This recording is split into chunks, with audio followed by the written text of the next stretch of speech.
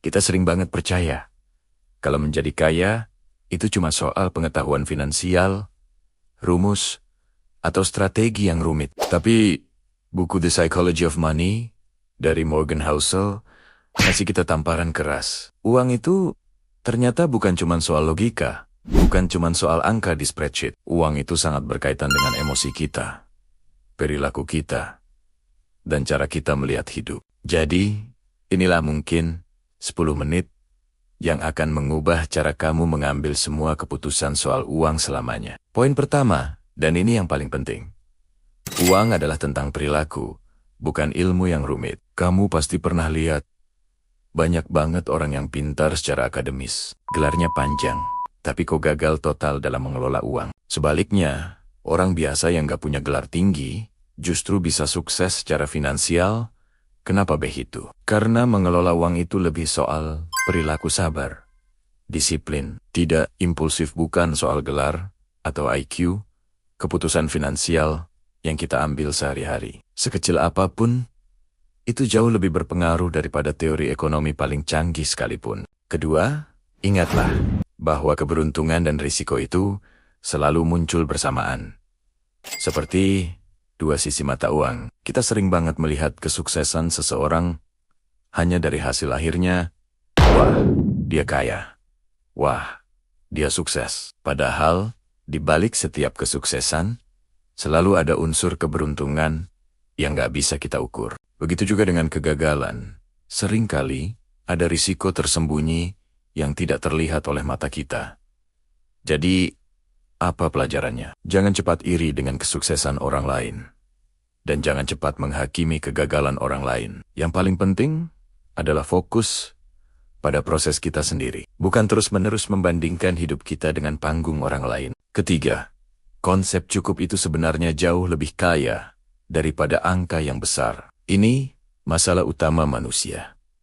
Kita nggak pernah tahu kapan harus berhenti. Ketika kamu nggak punya batasan cukup dalam hidupmu, kamu akan terus mengambil risiko yang semakin besar, yang ujung-ujungnya bisa menghancurkan semua yang sudah kamu bangun. Coba deh, tetapkan sekarang. Berapa sih gaya hidup idealmu? Berapa angka yang bisa membuatmu tidur tenang di malam hari? Karena orang yang tahu kapan harus berhenti jauh lebih aman dan lebih bahagia daripada orang yang terus mengejar lebih tanpa henti. Keempat, menumpuk kekayaan itu proses yang pelan. Tapi kehilangan kekayaan itu bisa terjadi dalam sekejap. Prinsip utama untuk membangun kekayaan adalah satu, bertahan cukup lama di dalam permainan. Ini bukan tentang seberapa cepat kamu bisa jadi kaya, tapi seberapa lama kamu bisa mempertahankan kekayaan itu. Pertumbuhan kekayaan yang sehat adalah hasil dari kombinasi dua hal, waktu dan konsistensi. Jangan tergiur jalan pintas. Kelima, ada keajaiban dari yang namanya compound interest atau bunga berbunga. Albert Einstein bahkan menyebutnya sebagai keajaiban dunia ke-8. Sedikit uang yang bertambah setiap hari dalam jangka waktu yang panjang akan menciptakan hasil yang luar biasa besar. Ini seperti bola salju yang menggelinding dari atas bukit. Jadi, fokuslah untuk mulai lebih cepat, bahkan dengan jumlah kecil, daripada menunggu punya uang banyak untuk mulai berinvestasi.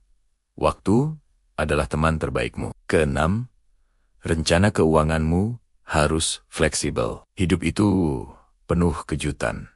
Tidak selalu berjalan sesuai dengan rencana yang kita buat di atas kertas. Maka, dari itu strategi keuangan terbaik adalah yang selalu menyediakan ruang untuk gagal. Siapkan dana darurat, lakukan diversifikasi investasi, dan jalani gaya hidup yang rendah tekanan. Inilah fondasi sebuah rencana keuangan yang kokoh dan bisa bertahan lama menghadapi badai apapun. Ketujuh, hemat adalah kekuatan super, bukan tanda kekurangan. Banyak orang sibuk mengejar penghasilan yang lebih tinggi, tapi mereka lupa bahwa yang sebenarnya membuat seseorang kaya adalah selisih antara pendapatan dan pengeluaran. Kamu bisa punya gaji ratusan juta, tapi kalau pengeluaranmu lebih besar, kamu tetap miskin. Hidup sederhana dan pengeluaran yang terkontrol memberimu kekuatan terbesar, yaitu ruang untuk menabung dan berinvestasi lebih banyak. Kedelapan,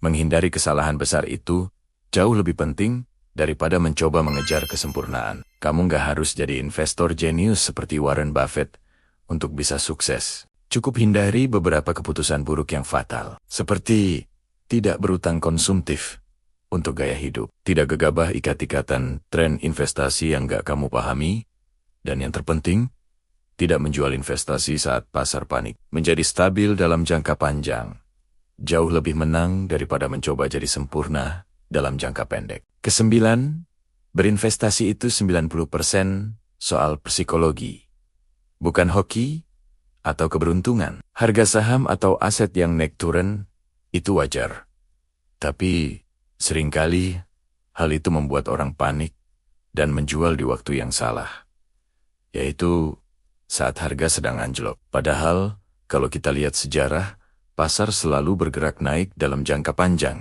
Jadi, kunci sukses berinvestasi bukanlah kemampuan memprediksi pasar, tapi kemampuan untuk bertahan, tetap tenang, dan tidak terbawa emosi. Terakhir, dan ini adalah puncak dari segalanya, kebebasan adalah bentuk kekayaan tertinggi. Menurut buku ini, tujuan utama dari punya uang itu bukanlah untuk beli barang mewah atau pamer. Tujuan utamanya adalah untuk membeli kebebasan. Kebebasan untuk memilih kapan kamu mau bekerja. Kebebasan untuk menentukan bagaimana kamu mau menjalani hidup.